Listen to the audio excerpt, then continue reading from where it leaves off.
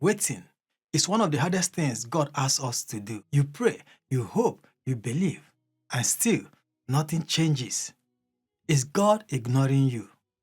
No, He's saying, not yet. Waiting doesn't mean God has forgotten you. Sometimes, when God says not yet, He's actually preparing something greater. Joseph had dreams, according to Genesis, from chapter 37 to chapter 50. But before the palace, he was betrayed, enslaved, falsely accused, forgotten. 13 years passed, but in that waiting, God was working. Joseph didn't go from the pit to the palace overnight. God shaped his character before he gave him the crown. When Lazarus died, Mary and Martha sent for Jesus, which we read in John chapter 11. But he didn't come right away. They waited, hoping. They waited, hurting. And when he finally arrived, they said, "Lord, if you had been here, our brother would not have died." But Jesus wasn't late. He was right on time to raise a man from death, to turn mourning into miracle. Because when God says, "not yet," He's setting the stage for an undeniable miracle. And he said to Mary and Martha, "If you believe, you will see the glory of God." You have been praying for that breakthrough, that healing, that open door. And heaven seems quiet. But let me tell you, God sees you. God hears you. God remembers you. And the waiting is not wasted. It's where your roots grow deep.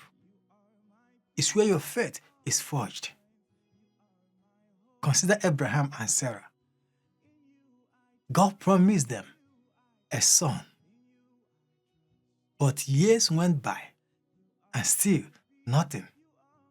They waited and waited until it seemed impossible.